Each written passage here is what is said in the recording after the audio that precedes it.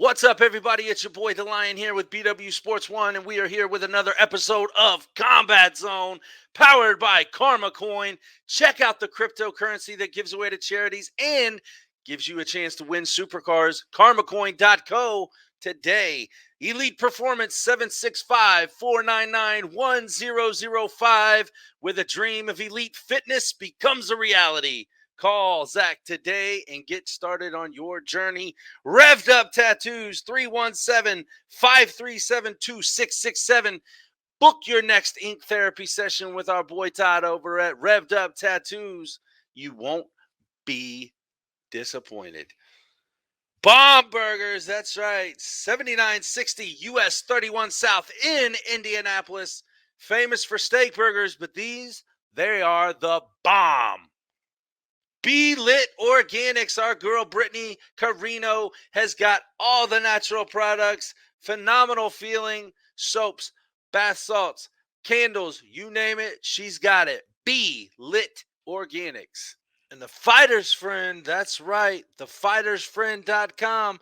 Give yourself a fighting chance in all recovery products. Check them out, thefightersfriend.com. Use promo code BWSPORTS1 for 20% off your whole order. Round 1, fight!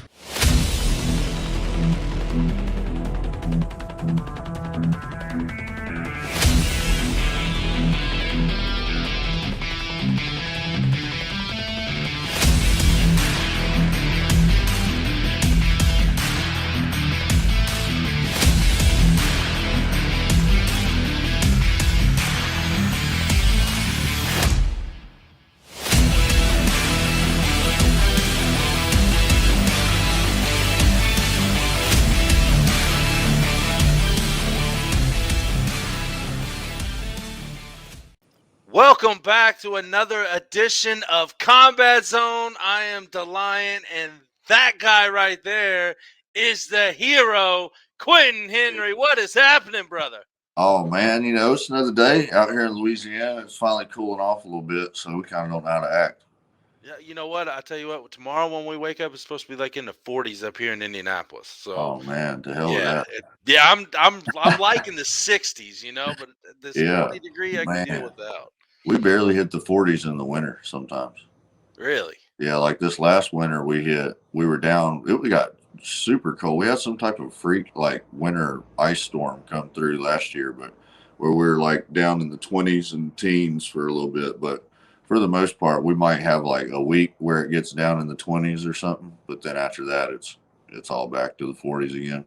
So just to let you know, here when it gets 20 degrees up here in Indy like it does every fucking winter, right, I might take a road trip down south to West Monroe area. Yeah, it's not so bad. It's just really wet down here in the winter. But besides that, it's cold because you're wet.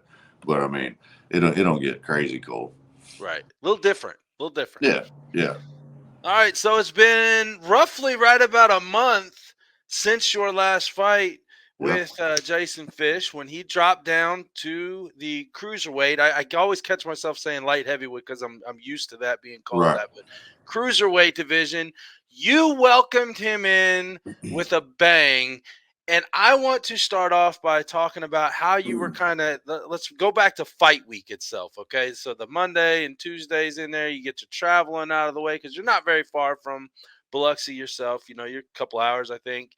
Right. Going into that fight week, how was you feeling? What was going on? How was the mindset leading up to weigh-ins? Man, I had a pretty good fight camp like I usually do.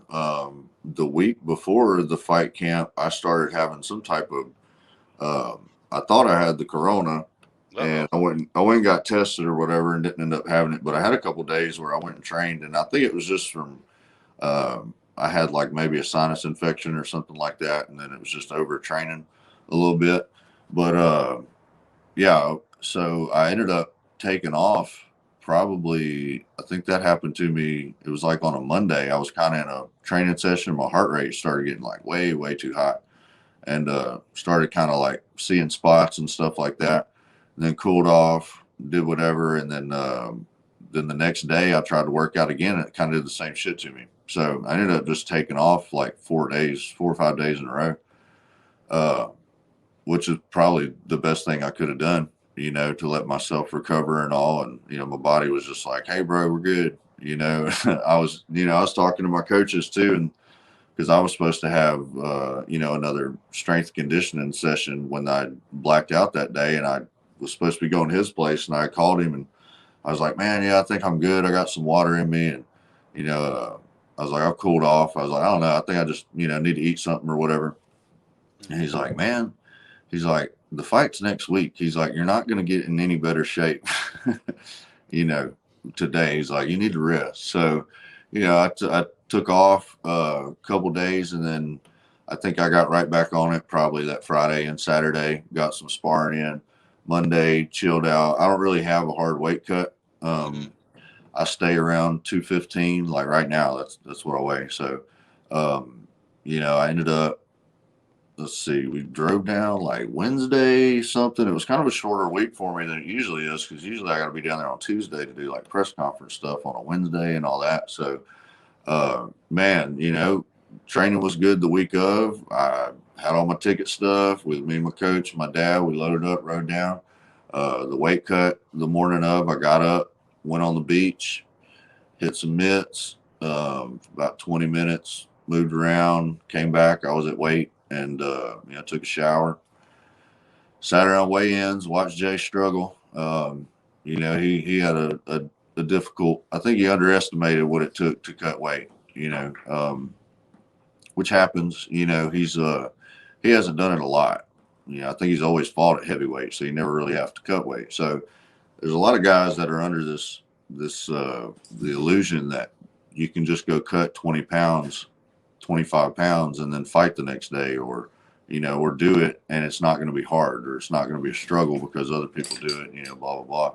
Right. And that's just not true. Even those guys that are doing that and still performing at a top level, they're just doing that because they're freaks. And half the time it's because they grew up wrestling and something like that, and they've been doing it their whole life, but it's something, but he made weight, so that was cool. And then we went in there to fight. I felt great going into the fight. I was nervous the day of, like I usually am, just, I don't know if you call it nerves, just anxiety, just ready to get in there and do it. And, it just felt like I had it going on. I knew what I was doing. I'd been training really hard for this camp. I'd done a whole lot more, technical stuff, and I'd gained a lot more confidence in what I was doing, through that camp. And I felt like he couldn't touch me. I didn't think I didn't see anything in any of his post fights or past fights that were, there's something I couldn't handle or something I haven't seen before. And, and I told people before the fight started that you're going to see that when this fight starts, that there's levels to this. Jay's a tough guy and all that, but there's a difference in a tough guy and a real boxer. And, I hope he comes back and all that, but, because I think he's a good athlete. He's a super strong dude. And, but at the end of the day, I was just on point that day, and it didn't matter who was in that ring. They were going to get it. It didn't matter. Well, we talked last time, after the Lieben fight, you told me, that was just a different feel. Obviously, you were going up against a legend. You kind of went off your normal game plan with him, and then you were ready to kind of get back into the hero game plan that you're used to, that you took into this fight with Fish, obviously, and handled business. I mean, let's call a spade a spade. That straight that you hit him dead square in his nose area, and just, wobbled him. And you knew at that point, man, I'm not going to lie, Quentin, I was so pissed off at you for stopping. It's like, oh my God, don't stop, go. Because it was at that minute you were like, yes, this has felt so good. And then you start going, and I'm like, no, don't stop, go. Right. Yeah, man. It was, because, that when I land that, I know it's over with. At that point, once y'all see me start dropping my hands and stuff like that, it's because I got them figured out. And, and then when I hit him with it, it was like, oh yeah, because I do it all the time in training and sparring and stuff like that. And then but to get to where to pull that off or to do that, you got to really kind of be in your zone. And so, you know, once it hit and it struck and it did, because I know the power I have in it. And when it hit and I saw the look on his face, it was just like, it just, you know, it was like, whoa, like, you know, let's go, you know, like, all right, now we're fighting. That's what you know. So, you know, there's a lot of people that I fight, and, you know, I'm pretty nice and all, and they underestimate how hard I hit. And they think, you know, I don't know why. I don't know why they do that. I feel like, you know, at this point I've kind of proven it, but I think it's the fact that you don't know how hard I hit until you taste it. And once it hits your lips, bro, it's bitter, you know. They hit that stinky pussy face. They like when they hit that one, bro. And I love it. I love it. It cracks me up and it just gets my fucking hamster going. And you know, it's and once it hit that, I know it's over with, you know, because I've been hit like that before, and that's why I do that. You know, my coach Sparky growing up, he was a heavyweight champion growing up, and the first time I ever sparred him, I was 18, you know, and I thought I was hot shit. I was in there beating people up in the ring and all, and he come out and whooped my ass with the jab. What I'm talking about, he hit me so hard, it was like I got hit with a bat, an invisible bat, because I didn't see it either. And you know, and it was just snapping my head back, and it completely threw off everything I was trying to do. And you know, once I got, it took me, you know, like 2 or 3 rounds before I could just even stop getting hit by it. And after that, I was like, all right, I got to figure out how to do that. And I worked with Sparky, I worked with my dad, I worked on myself, you know, but that was my goal. It was just, and you know, that's you know, my coach, my boxing coach Jake that I've been working with now, his dad was Tim DeMint. He was a silver medalist in the Olympics in '72, and that's all he did was jab people to death, you know. So you know, that was his thing. He's like, stick with that jab, you know. So I mean, you know, that jab can throw anybody off of their game and it frustrates the hell out of people when they can't get past it. right. Yeah, and especially when they're stiff, you know, a lot of times the jab, people don't throw them right. They don't extend right. They don't get it done. And you can walk through a jab, but you ain't walking through one of mine. And, you know, it's when your face hits, I mean, I'm coming at you saying 215, and I don't know how fast, but it's pretty damn fast. And you hit a block wall with your head, you're not going through it. You know, it's just not going to work that way. So, but man, yeah, that kind of got me fired up. And then, you know, I was waiting for him to like kind of just crumple down after that, or see how long it was going to take him to shake it off, because you don't want to just jump on a guy like that, because they'll have that adrenaline, you know, fear, and just swing something. And you know, when you sting them like that, you kind of want to let it marinate a little bit, you know. You don't want to start stinging them again until that one's really saturated, you know. And then that's kind of just, I hit him with it. He went back. It was like, all right, let's go. You're just going to crumple up. And I just came in throwing bombs on him. You know, in hindsight, that was one of my negatives. I feel like I got a little carried away throwing those hooks instead of straights. But, you know, because there was a moment in there when you had him up against the ropes after that first initial jab, when you backed him up and wobbled him, that he was kind of, I wouldn't say fully coming back to it, but I mean, he was starting to try to release on something. He countered with the right hand, which I expected him to do. And, you know, and luckily he didn't hit me with it. I don't think I really had my hands up. You know, I had my chin down. Right. So if he'd have hit me, he'd have caught me in the top of the head. But yeah, that was one of the errors I saw in my, you know, from my point of view. But then, you know, I started wailing on him. I was hitting him, and really he was covering and not defending, to the point that it was like, I'm just breaking my hands on this dude's face. Like, let me back up and I'll just keep doing what I was doing, you know, and finish this out the right way. And, you know, you can even see in the video when the bell rang, I looked at Tom Clancy. He was the ref. I said, Bill I looked Clancy, at him. Yeah, and I said, Tom Clancy, the guy that writes those fucking books. Rainbow Six, I know what you like. Yeah. And I was like, I said, hey, man, what's it going to take? You know, like, what's it going to take to stop it?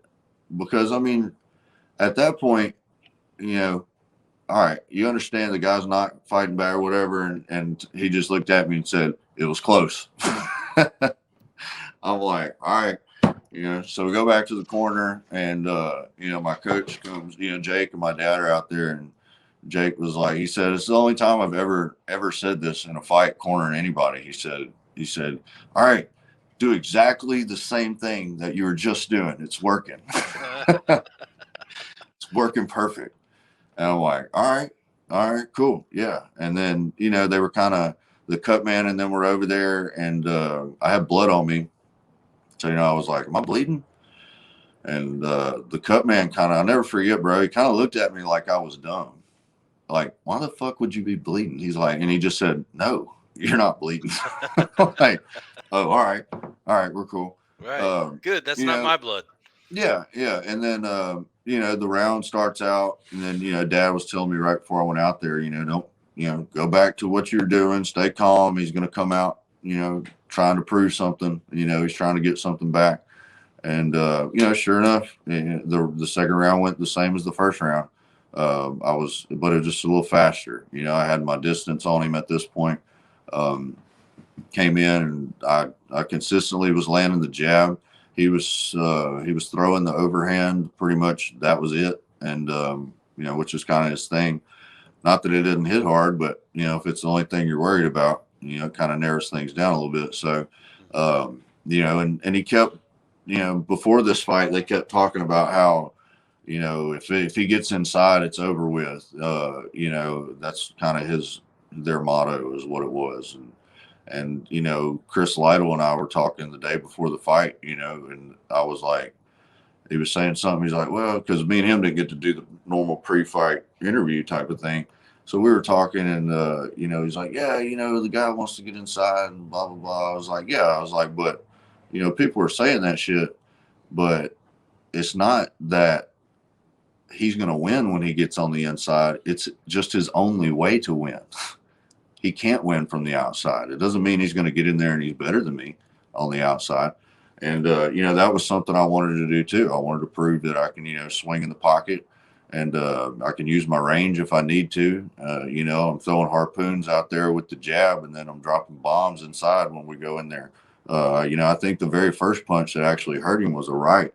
I caught him on slipping. He threw his right hand and I slipped and then came back over. And when I came back over, bam, I caught him in the ear, right in the jaw with the overhand right. It's the first time I've ever punched somebody in a fight and actually watched them say, ow. Like in his face, he was like, ow. Like, right. Like, damn. The wincing of the eyes. And yeah. Like, oh. Yeah, that one stung, so, but it was a good fight, man. I enjoyed it. I had fun. We ended up finishing off, caught him with a couple more jabs, and I think I hit him with one of those rights at the very end in the pocket, and that's what kind of took the last little fight out of him. In hindsight, I wish I would have thrown more body shots, but that's hard to really be disappointed in that W. But I think there are things that I could improve on. I was talking to my dad the other day, and he's like, well, if you watched your fight and blah, I was like, oh yeah, I watched it a bunch. And he's like, are you watching it though to we're trying to figure out the things you can improve on and things you've done wrong. And I'm like, Dad, that's all I see when I watch my fights. I don't see any of the good stuff usually. There's a little bit there, but majority of what I see when I watch are all the things I'm doing wrong. So, that's the way you get better, especially off of a loss. Or a win. You can't be too satisfied in it. There's too many guys out here that are just getting a win and hoping that, they're happy. It's like, the C student in school. They're just like, yeah, I passed. I don't want to pass, bitch. I want an A+. You know what I mean? I'm valedictorian in this motherfucker. There you go. And, so, and that's the point of it. The point is, you want to go be champion, you want to do that. But at the end, I didn't do martial arts and I don't fight and I don't do this to get those things or to have those. I do it because I've got an obsession with mastering it. And when I see myself, when I see the flaws in it, those are things that I want to fix. And then that's, getting me closer to my goal of being the most lethal human on the planet. So how is it? Because not a lot of people get to share these moments with their dad. Your dad is in your corner. How does that feel? I mean, knowing that not just your coaches, because you obviously have your trust and loyalty with your coaches, but there's a different trust level when your dad's right there. So how does that make you feel having your dad in your corner like he is? Man, I really don't know it any different. So it's cool. I mean, when I was growing up and he was doing sparring tournaments and stuff like that, I would go work his corner and stuff like that. So um, it's just something that we've always done. So it's I think at this point now he gets more nervous than I do, but it it's fun. He's really enjoying the bare knuckle thing because that's kind of more what he was growing up and doing stuff like that. And it's just kind of plays more to our style. And, but he's along for the ride. He's enjoying all of it. So, he said from the beginning, a couple of years ago when I decided I was going to retire, he, was one of the ones that had told me, he's like, you've done enough. Like, you've done way more than most people have ever thought about doing around here, in MMA. He's like, you're fine. And, now we got, bare knuckle, but yeah, it's always cool. My dad's always there. So that's never something I got to worry about. That's good. That's good. All right. Here's the flaming questions because we have Hector Lombard sitting as the title holder, but unfortunately, due to choices made post fight last time, he's been suspended indefinitely by the Florida Commission. Now, that could possibly mean a title shot somewhere else other than the state of Florida right now. But what's next for the Hero? In my opinion, if he is indefinitely suspended, I think there's two of you guys sitting at 205 that should have a title shot against each other, and that would be you and Lorenzo Hunt. Just my thoughts. Yeah. What's Hero's I thoughts? don't think that's a bad idea. I don't know how that suspension thing works. I know that a lot of states don't have reciprocity. What? How do you say that word? Damn it. Yeah, I know what you're saying, You but know I'm what not I'm going to. saying? Yeah, because I'm Yeah, going to try to yeah. sound worse than you are right there. Reciprocity. Yeah, something like that. Somebody will correct us. So, because you've had people that'll get knocked out or whatever, and they'll be suspended in one state, and they try and go fight in another state, and sometimes they don't communicate, but they'll find out. Yep. And like the other states don't enforce their rules and stuff, but I don't know how that would go if because it'd be like the Nevada State Athletic Commission dropping a big fine on a fighter and then just being like, F you, I'll fight in California next door. Then who has to follow the rules type of stuff. But I didn't even know that. I didn't even know that was a thing until you told me that. But man, I want to fight for a belt. I want to fight for money. I want to fight, for whatever. I don't want to sit around and do nothing. I know that.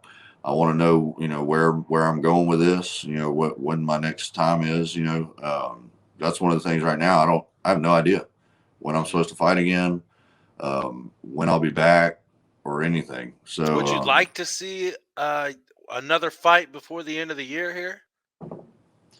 Is that a possibility, or are we thinking? Yeah, I could. Okay. Yeah, I'll fight twice before the end of the year if that's what they want. I just need to know when. Right. Type of deal. Right now, I didn't really sustain any damage in the last fight. My hands are a little sore, but nothing was broken or anything like that. So, I'm good to go again. I'm tired. I'm done resting. I've already started training again. I got over that pretty quick. I'm here to fight and I'm trying to fight people. And there's all this talk, after the last fight, I felt like that was a very, very dominant performance. And, I didn't get fight of the night, but I felt like that was one of the performances of the night. It just wasn't fight of the night because he didn't last that long, Right. But it's like people aren't even acknowledging it. It just disappeared. Where's the push? It's like this thing going on with Hector has just frozen up the division, and the 205 division has always been, one of the bigger, attractions, it seems like. with Well, some names especially in now there. that they kind of merged the 195 and 205 into all one. Right. Yeah. So, it's kind of like, the Hector thing. I don't know if they, in my opinion, I feel like if he's suspended or whatever, if it was me, then I would just say, all right, I'm gonna give the belt up. I'm gonna let y'all fight for it. And when my shit's handled, I'll come take it back, because that's the way it'll work. If once he returns, he would be first in line to get a shot at the belt. Instead of holding everybody else up, you know what I mean? I know Hector Lombard isn't trying to feed his kids with between bare knuckle fights, but some of us are, bro. Right. Like, get the fuck out the way and let me go make some money. And then if you want to fight me for it, when you decide you're done doing whatever you're doing and, down in Miami out partying or whatever, then bring your ass back here and then we'll throw down for this bitch and you can see if you can take it from me, but either shit or get off the pot, so it's kind of, and I know Lorenzo, I've talked to him and he's kind of in the same frustrations, I mean, he doesn't want to fight me because he feels like he should be first in line for the title, which I don't blame him. I wouldn't want to fight me first either because then he ain't going to get that title shot. So, but he's 7-1, so it's hard to argue his record. You might could argue the opponents that he's had, but outside of that, he has had more fights, and he's the one that's got in line for it. So if Hector can't fight, then he needs to fight me, and we need to just make this shit happen and move on with it. We can see where it goes from there. I think it'll be a great fight. I used to be a pretty good fan of Lorenzo's. I was always nice to him, man. I even one time saw him at the hotel and his nephews and nieces were out there, and I was telling him how badass he was and he's the toughest fighter on the planet and this and that. And then I see in interviews when people talk to him about me, he downplays me hard. And it's I don't appreciate it at all because he's not doing it in a way that he's trying to sell a fight. He's doing it in a way that he's trying to avoid one. And that doesn't make any sense to me, so if I think I've kind of become one of the fan favorites of bare knuckle. I don't think that I was planned on being it. I think I'm kind of the bastard child of this whole deal. But you can't deny the people what they want. And, when I go out there and I prove it and I show it, then I'm going to still be here and you're not going to get rid of me. And it's whether I got to go fight at heavyweight or, maybe Thiago Alves ain't doing something, we can go see his ass. I can make 185. You give me about, a couple months. I can do it. No problem. I can do it in 8 weeks and we could be down there and, I go get that belt, it don't matter to me. So, I want to stay busy, whether it's Lorenzo or another guy. I know Jay Fish was talking about a rematch. I'm not, super interested in that. But if the fans want to see it, I'm down. That was fun for me. I don't think the result's going to be any different. But, if the people want to pay and watch it, I don't know why they wouldn't. I don't see that being a match that in your situation right now that you would want to take because, like you said, you just dominated that fight, and Well, the only way now it you are benefits ready for that me title. is if we were to do it again at heavyweight, because I think he's ranked number He is, 5 at heavyweight. So it would move me up in the heavyweight rankings. but look where you're at in the cruiserweight rankings. Yeah. So it makes only sense to put number 1 and number 2 up against each other Oh, it for the does. But vacant belt. from my understanding right now, I'm at a standstill. I'm either got to fight down or fight in a different weight class. So I've maxed out at the cruiserweight. I got 2 guys, and they really want to fight each other. Or I don't know. Lorenzo really wants to fight Hunt. I mean, not Hunt, Hector. But I don't think Hector wants to fight anybody. I think Hector is enjoying his time being the champion, and I've always been a huge fan of Hector Lombard's. My very first pro MMA fight I ever went and watched, he was main event of when I was 20 years old. Yeah. Okay. He knocked the dude smooth the fuck out, and is here in Monroe. So, but and he's come to some of there's a charity event here. We do Battle of the Badges. It's cops versus firemen. Yep. And I fought in that 5 or 6 times. I was a fireman for a while, so And he used to come to those events and do like his, I guess they paid him or something, like a celebrity, you know, to kind of be there and all. And he's a super nice guy. And, but at the same time, like I said, some of us is trying to eat. Mm-hmm. You know, he can go make money doing all kind of shit. Like he's already made his fame. He's got his little blue check on Instagram. You know, I'm trying to find mine. I think it's coming. I think it's coming. Man, I'm at like 26,000 followers. How do I not have a check? How does that work? You know what? I'm gonna have to check because you know I'm so close to getting a check myself, but I don't know the what do they call it, the algorithm of getting a check. Well, let me tell you what. There's these people on Instagram that know how to do it, but you got to pay them like $30, and none of them have more than like 20 followers. Yeah, Yeah, I get those like, all the time too. Nah, man. No, I don't think you know. Yeah, no, I trust you. But yeah, so yeah, but like I said, I had a great time at the last fight. That was good. I don't know. We're trying to clear my schedule out and see, you know, when they're going to have. I think they got the one October 6th up in New York, and then we've got November 6th. November 6th. Yeah, that's the day after my birthday. Okay. So I'll be 32. Scorpio, huh? Yep. That was my brother, and I believe my daughter is the 18th, so I think she's a Scorpio as well. Yep, she'd be in there. Yep. Stubborn ass people. Right. You're talking to a Taurus, so I know wholeheartedly what you go through being hard at it. We man, they but yeah, so New York would be cool. I think I was looking at going to the one maybe in Montana. I don't know. That's what I need to know when I'm going to fight, because when I was 29, I went to Colorado. I did the Manitou Incline. Mm-hmm. And then when you get to the top, you can see Pikes Peak. And I was like, oh, man, I got to come back. And I'm climbing that. And then I was like, that's what I'm going to do when I turn 30. Well, 30, about to be 32, and I still haven't done it. So I'm trying to plan that trip for some time. Either if I have a fight coming up, that's fine. I'm going to do it the week of the fight so I can go do altitude training or whatever. I'll put it part of my training camp. You know, if I don't have a fight till a long time, then good, let me know. But, you know, my luck, I'll plan something and they'll want me to fight that weekend. I'll be like, damn, cancel my trip again. I'll be 42 before I take this damn trip. Well, you know, I'm planning on being up in Billings, Montana.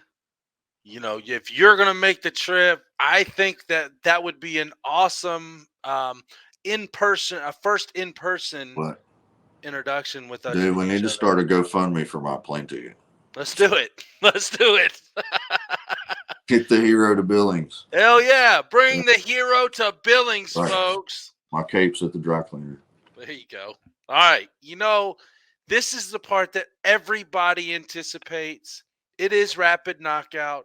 This time, you've been on not once, not twice, but this is your third round here on Combat Zone. So we have 3 questions for you this time. This one is brought to you by thefightersfriend.com. Check them out. Promo code BWSPORTS1 get you 20% off. Do you like do you partake in the CBD recovery stuff? Yes, I do. The Fighter's Friend is pretty good. Awesome. Yeah, I've hooked up, old green-haired geezer. The green-haired geezer, man. He's a genius. He is. He's a marketing genius. Crazy like a fox. Gotta watch that some bitch. I tell you. All right, question number 1. Are you ready, sir? Yes, sir. If you could take like one attribute from 3 different fighters to make an AI fighter on a game or whatever, what the 3 fighters and what's their attributes you choose? What type of fighting? Doesn't matter. We're talking like MMA or? Let's do MMA. Let's do MMA since there's a lot of different ones. So you take 3 attributes. So 3 attributes. I want, let's see, probably want, so who's striking? Is that what you're saying? Like somebody striking, somebody? Yeah, let's do like striking, grappling, and whatever else is the third one. That could be charisma. That could be shit talking. That could be whatever. Anderson Silva striking, no doubt. I think he's probably the greatest ever. Be hard to argue that, I feel, especially in his prime when he had prime guys coming at him. It just, the way he strikes is unreal. Because he's like, he's very accurate, but every one of them have amazing power. He's always in the right position to build the perfect frame. And so, yeah, definitely his striking. And honestly, you probably don't need much else. But I would take that. I like the wrestling of. Let's see. I was arguing wrestling of. I like the GSP a lot, but I really like Frankie Edgar's style and how he mixes boxing with wrestling takedowns and stuff. I'm a huge Frankie Edgar fan, and then if we're talking about like whatever the third attribute could be, that's wide open. right, oh man, so man, let's see if we're talking heart, man, like Frankie Edgar, he's like one of my favorites. The dude's just unreal, he's just so tough. You got Frankie Edgar. I like Dustin Poirier's determination, man. That guy, when he fights, his focus, he's on point as far as staying. He's locked in, and it's like he's analyzing everything he's doing, So like fight IQ, he's got a really high fight IQ. I feel like, John Jones is probably the greatest fight IQ of all time, just in the way that he's able to make his opponents look completely different. And he can do it without necessarily looking like he dominated them, but it's whatever he does to them, man, he completely takes them out of their game, and he sticks to it no matter what. So, I just wish he had a little better antics on the outside, Yeah, better character would be good. Yeah, well, I don't know both sides of the story either, so True. What it's like being John Jones, probably pretty crazy, but he's as far as fight IQ, and you hear people say that fight against him, they're like, man, I wasn't the same when I fought him. And then, people kind of make it up to nerves and all, but when he's doing that to everybody, bro, it's just him. He took down Daniel Cormier, he took down Chael Sonnen, and he's doing the things that they're not expecting them to do, and it just completely throws their game off. Everybody thinks that they're in there and they have the answer to it, and he changes the fucking question. That's true. So you would say three guys would be Anderson Silva, Frankie Edgar, and John Jones overall. Oh yeah. All right, that's a hell of a fighter. Be hard to deny that. Or you could go. I could say with Frankie Edgar or Jose Aldo, you could swap one of them two out. But Frankie I just love some Frankie, man. He was a little guy, just dominating at his natural weight. Coming in there fighting these bigger bullies. Gray Maynard took some licks, come back. Just got to pull for that dude. The run of the litter. I like it. Question number 2: if you could pick any other bare knuckle fighter to go tag team in a fight with you, who you picking? Bobo O'Bannon. Bobo and Quentin, some of the two biggest country mugs out there together on the same team. That wouldn't be bad. Right. Let me tell you, I saw a thing on Bobo's Facebook today talking about he's thinking about cutting to 185. I'm like, boy, your fist weigh 20 pounds. I'm like, have you seen his fist? Like when he goes to knuckle bump you, and I don't have little hands. I got pretty big hands. But when you go to knuckle bumping, bro, it's like it's like hitting Wreck-It Ralph. And that's what his new nickname should be, Wreck-It Ralph. Oh yeah, he's a Wreck-It Ralph, but he's got a big frame too, So, but Bobo, man, that's my boy. We'd be getting down. That'd be a hell of a tag team right there. All right, here, we got to go deep on one of these questions. So, third and final question of the day: if you could take back one thing in your life, what would it be?